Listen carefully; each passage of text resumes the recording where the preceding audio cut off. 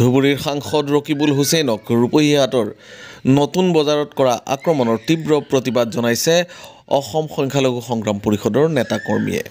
বাহিনীয়ে যিয়ে বৰ্বৰভাৱে আক্ৰমণ কৰিছে, দৌৰাই দৌৰাই লৈ গৈছে আৰু লগতে সাংসদ ৰকিবুল হুছেইনৰ দেহৰক্ষীক নিৰ্মমভাৱে প্ৰহাৰ কৰিছে। এইটো আমি অসম সংখ্যালঘু সংগ্ৰাম পৰিষদ নগাঁও জিলা সমিতিৰ ফালৰ পৰা তীব্ৰ নিন্দা কৰিছোঁ, গৰিহণা জনাইছোঁ, ধিক্কাৰ জনাইছোঁ।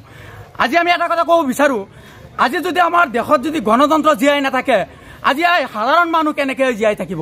গণতন্ত্ৰৰ সময়ত নগাঁও জিলা আৰক্ষী প্ৰশাসন যে সময়ত নেকি আমাৰ এজন সাংসদ সুৰক্ষিত হৈ থাকিব পৰা নাই, সেই সময়ত আমাৰ জনসাধাৰণ কেনেকৈ নিৰাপত্তাত থাকিব আমাৰ সন্দেহ হয়। গতিকে মাননীয় মুখ্যমন্ত্ৰী মহোদয়ক আৰু অসমৰ আৰক্ষী সঞ্চালক প্ৰধান হৰমিত সিং ডাঙৰীয়াক এটাই কথা আহ্বান জনাম, নগাঁৱত পূৰ্বৰ দৰেও এই উপ নিৰ্বাচনতো চাইছোঁ আমি সামগ্ৰী সমষ্টিত বৰ আক্ৰমণকাৰী কংগ্ৰেছী হওক, বিজেপি হওক, ইউডিএফ হওক, খালী মাৰপিটৰ ঘটনা, এনেকুৱা ঘটনাক আমি তীব্ৰ বাহাৰে সংগ্ৰাম পৰিষদৰ পৰা গৰিহণা জনাইছোঁ। গতিকে এনেকুৱা কাম হ'ব লক্ষণ নহয়। গতিকে মাননীয় মুখ্যমন্ত্ৰী অতি সোনকালে গৃহ বিভাগৰ দায়িত্বত থকা সত্ত্বেও এনেকুৱা ঘটনা হোৱাটো উচিত হোৱা নাই। গতিকে অতি সোনকালে এই আমাৰ মাননীয় সাংসদজনৰ ওপৰত বৰ্বৰ আক্ৰমণ হোৱা ঘটনাক লগত জড়িত থকা যিকেইজন ব্যক্তি আছে অতি পলমে গোটেইকেইটাক কৰেক্ট কৰি আইনৰ আওতাত আনি শাস্তি দিবলৈ আমি সংগ্ৰাম পৰিষদৰ ফালৰ পৰা দাবী জনাইছোঁ। আজি ৰূপহী নতুন বজাৰত কংগ্ৰেছৰ জনসভাত আমাৰ ধুবুৰী সাংসদ সন্মানীয় সাংসদ ৰকিবুল হুছেইন ডাঙৰীয়াৰ ওপৰত যিটো আক্ৰমণ সংঘটিত হৈছে দুৰ্বৃত্তই, ইয়াতকৈ আৰু লজ্জাজনক একো হ'ব নোৱাৰে। আমি সংখ্যালঘু সংগ্ৰাম পৰিষদে তীব্ৰ বাহাৰে গৰিহণা দিছোঁ আৰু নিন্দা জনাইছোঁ। অতি পৰিতাপৰ বিষয় যে সংসদীয় এজন সাংসদ, সন্মানীয় সাংসদৰ যদি নিৰাপত্তা নাথাকে তেনেহ'লে সাধাৰণ মানুহৰ কি নিৰাপত্তা থাকিব?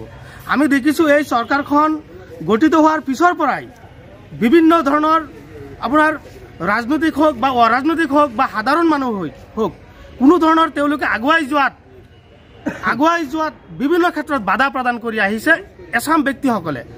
আজি কোনোবা মানুহক আক্ৰমণ কৰি সেই মানুহখিনিক আক্ৰমণ কৰি তেওঁলোকে ৰাজনৈতিকভাৱে উঠিবলৈ চেষ্টা অব্যাহত ৰাখিছে। আজি যিটো ঘটনা সংঘটিত কৰিছে একেবাৰে ৰূপহী আৰক্ষী থানাৰ ওচৰতে ঘটনাটো, যে নগাঁও জিলা আৰক্ষী প্ৰশাসন সষ্টম হৈ থকাৰ উপৰিও এজন সাংসদৰ ওপৰত এনেকুৱা গুৰুলাগুৰুলিকৈ অত্যাচাৰ কৰাটো অতি দুৰ্ভাগ্য, অতি নিন্দনীয়, অতি ধিক্কাৰজনক। গতিকে আমি নগাঁও জিলা প্ৰশাসনক আমি দাবী উত্থাপন কৰিছোঁ যে 12 ঘণ্টাৰ ভিতৰত যদি এই দুৰ্বৃত্তসকলক চিনাক্ত কৰি কৰায়ত্ব নকৰে আৰু জেল হাজত প্ৰেৰণ নকৰে, আমি সংখ্যালঘু সংগ্ৰাম পৰিষদে তীব্ৰ বাহাৰে আমি আন্দোলন কৰি উঠাম।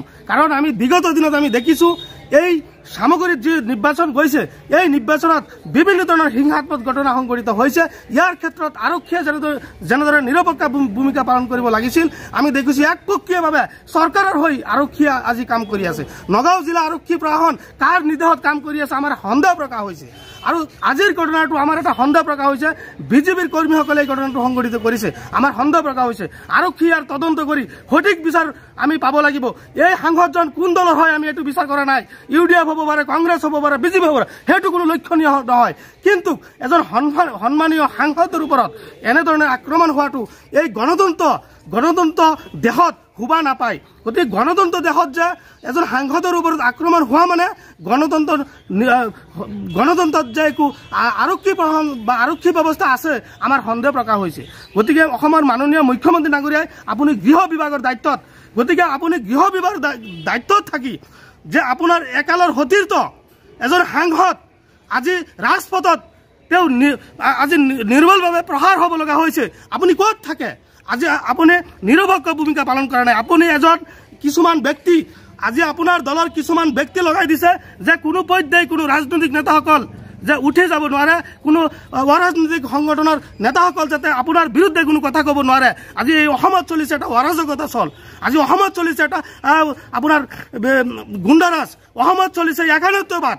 গতিকে এইবিলাক মাননীয় মুখ্যমন্ত্ৰী ডাঙৰীয়া এইবিলাক আপোনাৰ আৰক্ষীৰ জৰিয়তে হওক বা আপোনাৰ প্ৰশাসনৰ জৰিয়তে হওক আপুনি এইবিলাক বন্ধ কৰিব লাগিব। অন্যথা অসমৰ শান্তি আইন শৃংখলা অৱনতি কেতিয়াও নাথাকে। আৰু যদি আইন শৃংখলা অৱনতি ঘটে নিশ্চয় ইয়াৰ দায়ী হ'ব আপুনি মুখ্যমন্ত্ৰী ডাঙৰীয়া।